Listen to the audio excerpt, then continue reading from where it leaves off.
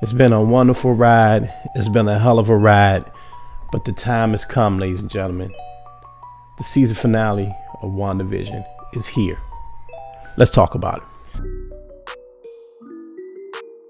So as I said before, it's been a dope ride, man. We've had highs and lows from this show, but all good things must come to an end, and it's really the beginning of something very beautiful within the MCU. I'm going to talk about what I really loved about this season of WandaVision, and I'm going to talk about some things I didn't like. Let's get to it. First thing I want to talk about that I really loved is how Marvel has the ability to take smaller characters, right?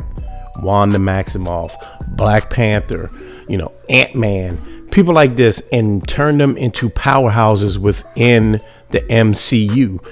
That's what they did with Wanda. That's what they did with Vision. Again, if you weren't into the comic books, if you're just a casual watcher of the films, you're not really familiar with Scarlet Witch, Quicksilver, Vision, Monica Rambeau, people like this. But they were able to take some characters that, again, are B or C list level within the comic books and turn them into A list.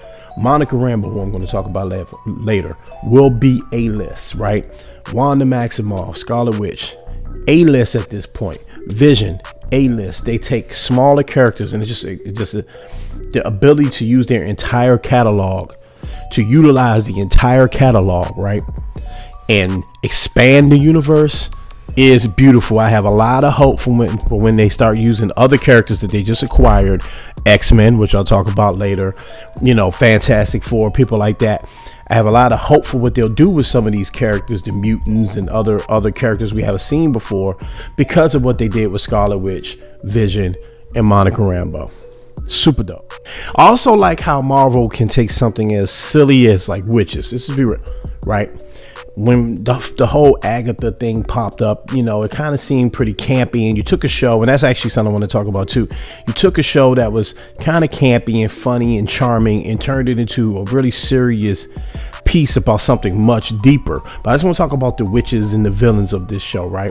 You take a character like Agatha, right? Agatha Harkness, and again, C-level character, but you blend her and tie her in.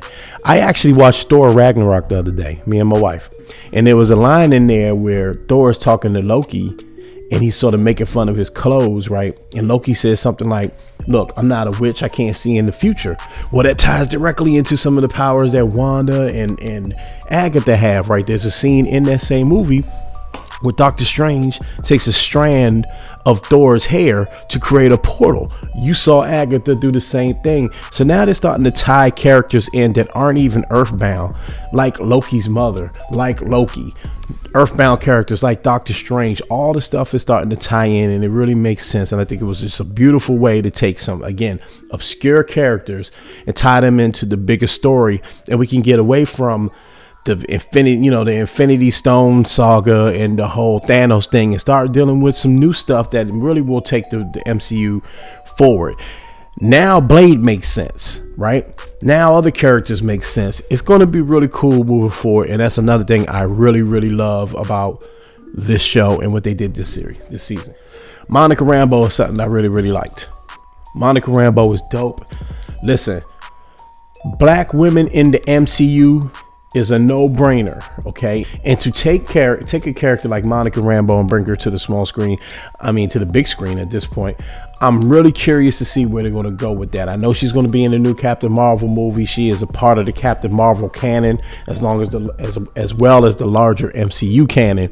I'm just curious to see how far Monica Rambeau goes. Her power set is really interesting, and I think she has the ability to really be a symbol for not only black folks, for not only women, but black women moving forward. I think it's going to be really cool, and I'm really excited for that character. It was just a good overall story. At the end of the day, if you take out some of the fan theories, which I'm going to talk about, you take out some of the fan theories and some of the guessing and some of the wishes that the fans had, if you just take the story on face value and just look at the story for what it was beautiful. And again, the thing I love about comic books, and especially what I love about comic book films at this point, is you could take something that's silly, like a superhero, right?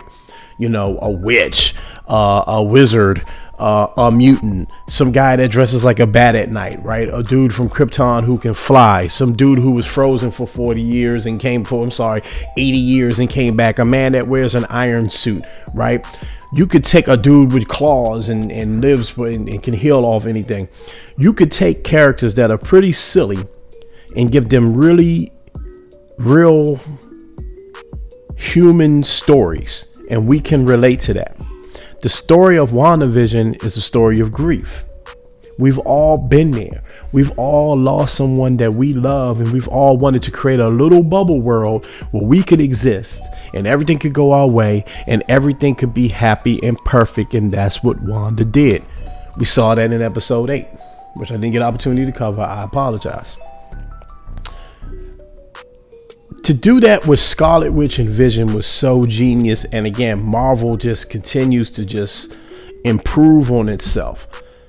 I love this story. It's beautiful. It's actually lessons in there. Some of the stuff that Vision was saying was whole jewels, man. It's just so dope. And it's really just a great lesson in grief and moving forward from that. Okay, so before I wrap this up, I do have to talk about 2 things I did not like from this show. 2 things I just didn't like, and I would caution Marvel to never do again. Okay, now I did a video before that I hope you all get an opportunity to check out. It's called the Game of Thrones theory, and I talked about in Game of Thrones how when the fans started to take over, the show became difficult to watch because it was all about what fans thought should happen and not about progressing the story naturally from the writer's perspective. Okay, that's not all the fans' fault, and I will talk about the fan theories in a second. But one thing they did that really frustrated me was get cute with the audience. Okay, you can't get cute with the audience, and I had a fear that this was going to happen. I actually have said it in a couple of episodes. It has to do with Quicksilver. It has to do with Elizabeth Olsen's Luke Skywalker level cameo, and it also has something to do with Paul Bettany saying there's an actor that I've always wanted to act with, and we have fireworks. I've never acted with him before. And the lesson here is the same lesson that the folks from Game of Thrones had to learn.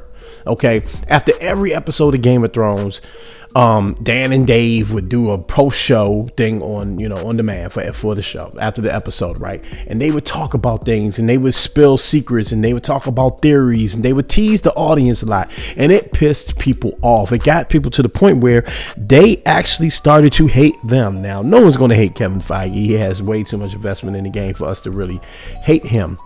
But that thing with Quicksilver, not only did they not have to do that, right? And not only did it just get a guy like me who's an X-Men fan super excited, and I know the mutants are coming. Well, that's actually going to be the last thing I'm going to talk about. But not only did it get a guy like me who's an X-Men fan super excited, the story went nowhere. I understand that bringing back Pietro was a way to play with Wanda's mind. I understand that. But to use a random person in the neighborhood would have just been fine in itself. But to have him kidnap Monica Rambeau, right? Set up this big battle between the two,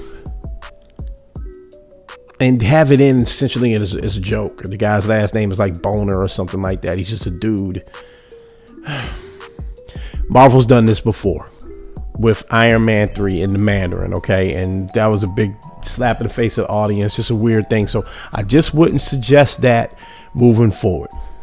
That's all. Didn't hate it, but it just wasn't great. The last thing I'll address is, again, you can't tease the audience with a bunch of cameos and Luke Skywalker level stuff and who's the the engineer and all of this, because fans are going to go crazy with that. And perhaps that's our own fault. I get it.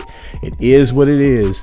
But that was a problem with the show. The fan viewing experience became a bit of an issue, and I don't know how to stop that. I guess the solution is to stop paying attention to YouTubers like myself. I don't know, but it was one part of the experience I did. Okay, I want to wrap this up. Listen, there's a big rumor about the mutants. There's a big rumor about the mutants. I want to address that in another video. Also, I want to say Thank you so much for being patient with me. I wasn't able to record for a while. I've been working on some stuff, and then I had some tech issues, but I'm back in the building now. We're going to be reviewing some stuff. In the meantime, continue to be great. Continue to stay fresh. I love you all, ladies and gentlemen. I'm up out of here.